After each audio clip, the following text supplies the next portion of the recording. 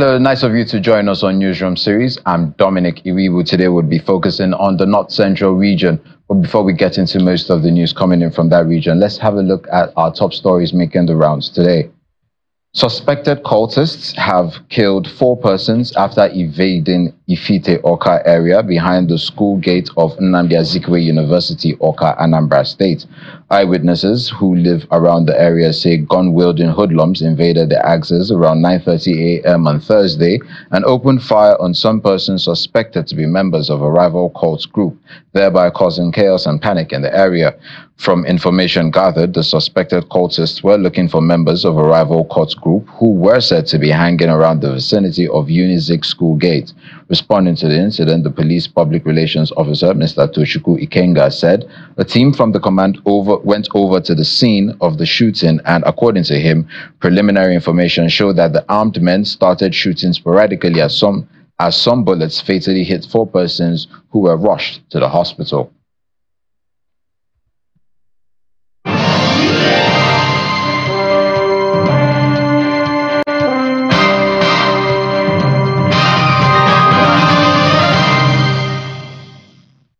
The Senate has received a request from President Bola Tinubu for the confirmation of appointments of 7 ministerial nominees announced yesterday. President Tinubu's request seeking expeditious consideration of the requests was contained in a letter addressed to the President of the Senate, Godswill Akpabio, and read at the commencement of plenary. The nominees were sent to the Senate following a major cabinet shake-up yesterday. Akpabio referred the nominees to the Committee of the Whole for further legislative action as soon as possible.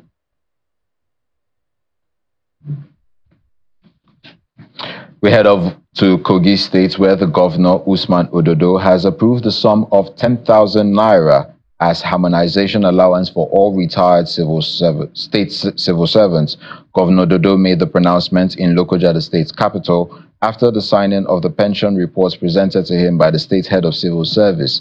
He assured the people that his administration is committed to the welfare of senior citizens in Kogi State, saying they have made a lot of sacrifices in the cause of serving the state for 35 years.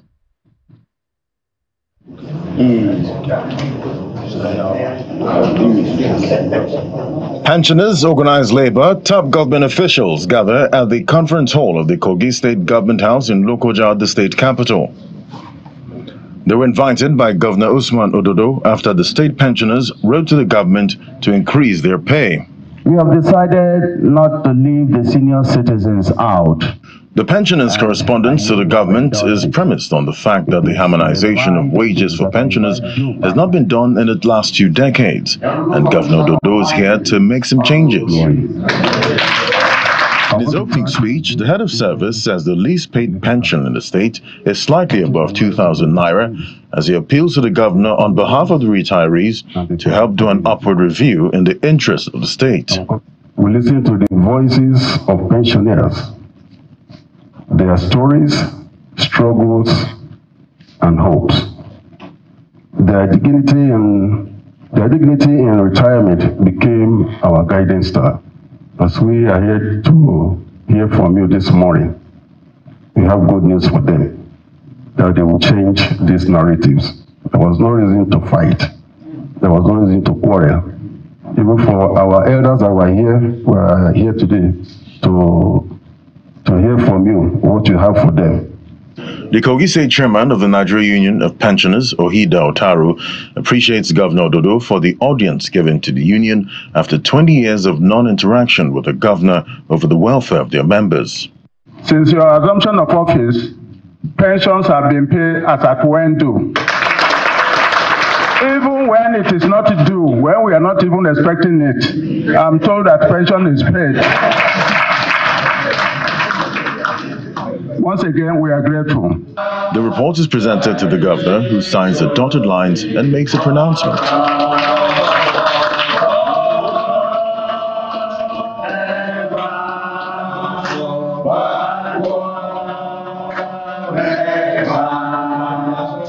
Today, we are going to commence health insurance scheme that will cover all pensioners in the state and local government. Those earning less than 50,000 to enjoy free healthcare services. Those earning above 50,000, a negligible fraction to be paid as enrollee contribution, which all of us are going to set committee because we are to serve the people. We believe in the unity of this state. We are all team players. The governor then speaks on the gratuity as he eulogizes his predecessor. I cannot thank you enough for allowing us to return back as part of those that served in the last administration.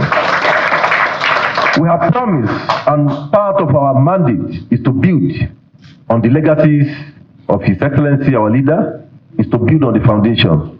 We are people that doesn't destroy. We don't build and destroy. Ours is to consolidate on the achievement of our leader. He promised that his administration will continue to build on the achievements of the immediate past government to create better development opportunities. The Economic and Financial Crimes Commission has sought for adjournment of hearing in its first charge against the immediate past governor of Kogi State, Alia, and 2 others to November 14, 2024. At the resumed hearing, counsel to the commission, Rotimi Oyedepo, said the court issued a public summons against Mr. Bello, directing that the same be published and that the charge be pasted. The trial judge, Justice Marianne Anini, however, interjected, stating that she did not ask that the charge be pasted, only the summons. Oyedepo said he expected Mr. Bello to be in court on November 14, making reference to the 30-day duration of the summons, and therefore sought for adjournment till November 14 for arraignment of the 3 defendants. Mr. Joseph Dauda, and Senior Advocate of Nigeria, who appeared for the second defendant, however, objected to this. He stated that the matter was for arraignment and that they were ready, noting that the defendants were all independent and should be treated as such.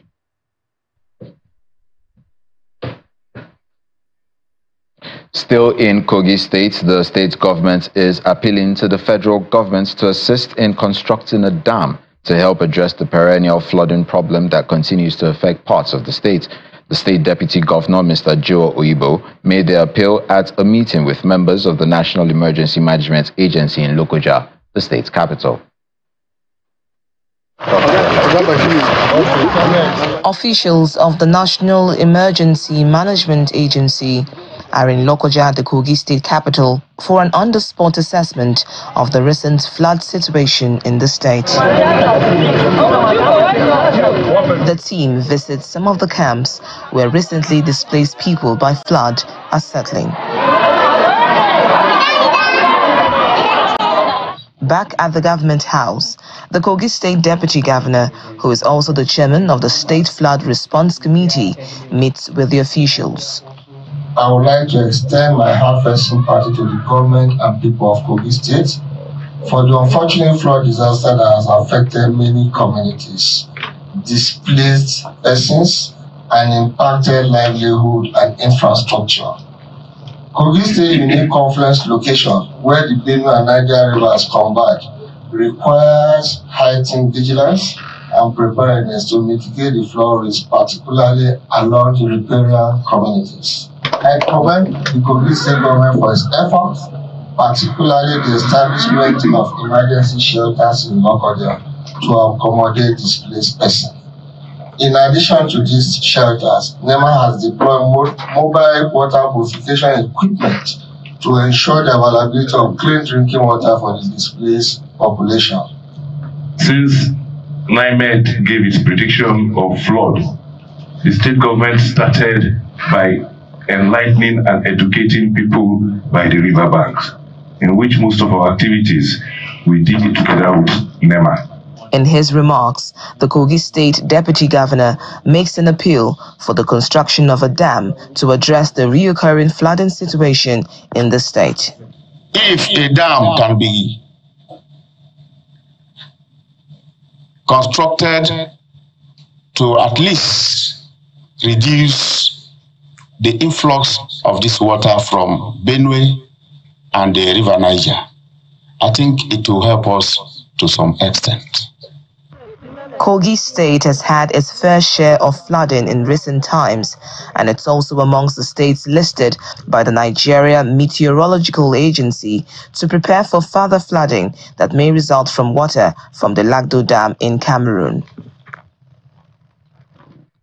Governor Hyacinth Alia of Benue State has suspended the Attorney General and Commissioner for Justice and Public Order, Mr. Fidelis Nyim, for joining states challenging the establishment of the Economic and Financial Crimes Commission and the Independent Corrupt Practices and Other Related Offences Commission. Addressing journalists after the State Executive Council, Governor Hyacinth Alia wondered why Benue State will join the League of States challenging the status of the EFCC and ICPC, which are working to help his administration recover funds allegedly diverted by the past administration. He accused the suspended Attorney General and Commissioner for Justice and Public Order of working autonomously without first clearing from his administration if the suit is in line with his administration's agenda, as he asks him to prove why Benue joined the suit or otherwise lose his job. I feel quite disturbed and very uncomfortable with that positioning of my Attorney General. Benue State has been robbed by past government, and we're only trying to see how we can get something back to develop the state. We have been deprived of our own financial resources here in the state. So why all of a sudden my administration will get back there, to take the EFCC that is even helping the state, or the ICPC that is helping the state, to do some recovery of what is stolen from the state? We are looking for money to develop the state. So why would we go back to say that we're taking these people to the, to the court for prescription?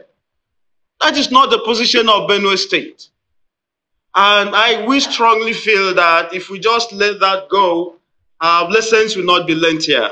Therefore, the Commissioner of Justice and Attorney General for the state has to pay quite dearly for this.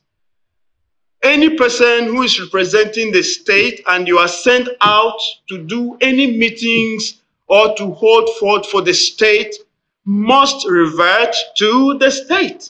We have the standard by which we are working. You are not independent once you are working within the covers of the government. Reducing financial barriers and out-of-pocket expenditure, as well as improving equitable access to healthcare services, especially to the poor and vulnerable, remains the priority of local health system sustainability project. The chief of party for the Health Insurance Enrollments Project, Bolanle Faleye, explained this in Jos during the handing over ceremony of ICT device equipment aimed at improving the enrollment of citizens across the 17 local government areas of Plateau State. The Plateau State Health Contributory Management Agency is a beneficiary of the United States Local Health System Sustainability Project aimed at reducing financial barriers by cutting down out-of-pocket expenditure while improving access to quality essential healthcare services. The state is among 5 others where health insurance is being implemented for improved healthcare system performance. We have 5 objectives. The first one is to reduce financial risk to reduce financial catastrophic costs and out-of-pocket payments, to expand financial protection and reduce financial barriers. The second one is to improve equitable access to healthcare services, especially for the poor and the vulnerable, through fully effective and functional funds like the Basic Healthcare Provision Fund and the Health Equity Funds. We also aim to increase the proportion of fully revitalized and functional primary healthcare facilities provide quality, essential health services. In Lagos, Kano, and Akwa Ibom, we aim to support the integration of HIV services into Basic Healthcare Provision Fund and the State Health Equity Fund to support improvements in public financial management to promote the sustainability of HIV response in Nigeria.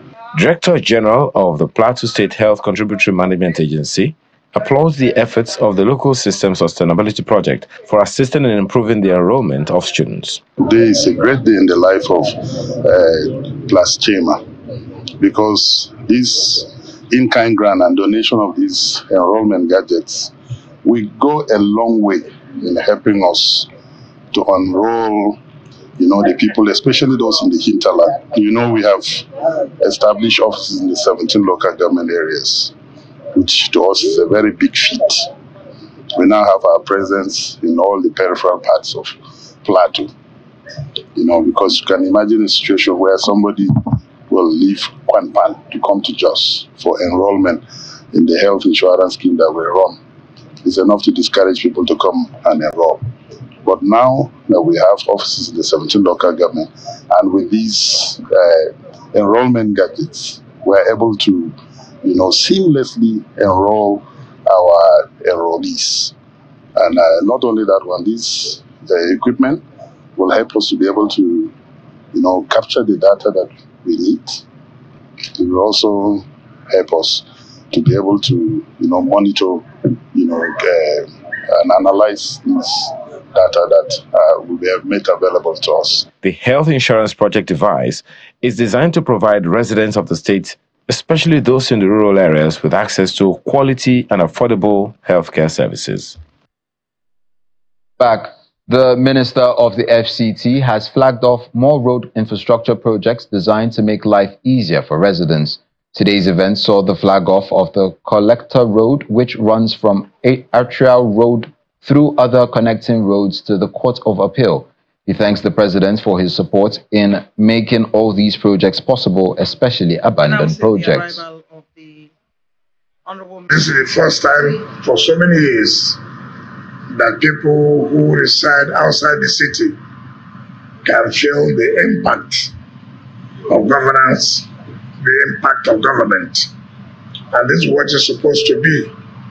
And that is why Mr. President, in his New Hope Agenda mantra, has said development must not only be concentrated within the city where it is believed the big there are, that development should also be taken to the rural areas where those who are considered not to be very wealthy are settling. Two things that come to my mind every time. When we were appointed, Mr. President told me, I want the metro line. I want to ride on the metro line. Very, very key that how would a city like this not have train station for people to come from the rural areas down to the city, carry out their business or daily activities, and go back to their various communities. And I thank Mr. President for not only saying that he wants that metro station to be operational, but by giving the support, the necessary support. If the funds are not made available, it would not have been possible for us to do the metro line to be operational.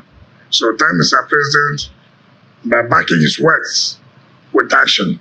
That is what is called leadership. Again, Mr. President has directed that it's most unfortunate that you come to Abuja, every road, or virtually all roads have been abandoned. And then that it is important that we must have to refix all the roads in the city.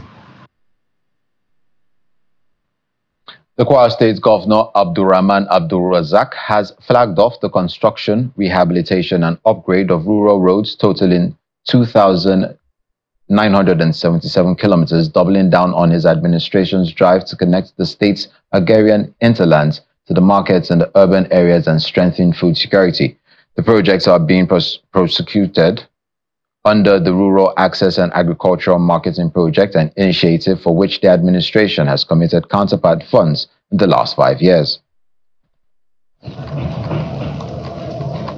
Most of the rural roads in Kwara State have never been constructed, and this informed the decision of the state government to partner with Rural Access and Agricultural Marketing Project, RAMP, to correct the situation.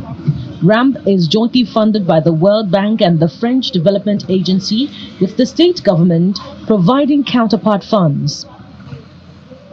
According to the governor, the RAMP aligns with the government's commitment to revolutionize rural infrastructure for agricultural development. The Rural Access and Agriculture Marketing Project, RAMP, is our commitment to revolutionize our rural infrastructure and agricultural development initiatives in the state. On assumption of office in 2019, our administration immediately paid the first tranche of counterpart funds. Between 2019 and now, our government has paid the sum of 4,026,891,000 naira as counterpart fund. To the Rural Access and Agricultural Marketing Project, RAMP, the project is a clear demonstration to improve the economic growth of rural dwellers, especially the improvement of agricultural produce. This groundbreaking ceremony represents more than just the construction of road. It is a testament to our collective vision of improved rural access, strengthening agricultural value chain, and enhanced livelihood opportunities for the people of Kwara State and beyond. By improving rural infrastructure, we are opening new doors for farmers, traders, and entrepreneurs to access markets, reduce post-harvest losses, and increase their productivity and income. The Esu Patigi, while responding on behalf of the traditional rulers, thanks the governor for his intervention, which he believes will change the fortunes of rural dwellers. Indeed, this project will go a long way in promoting and supporting the life of the people of Kwara, the rural Kwara State. Your Excellency, may Allah subhanahu wa ta'ala continue to give you the wisdom to pilot the affairs of the people of Kwara State.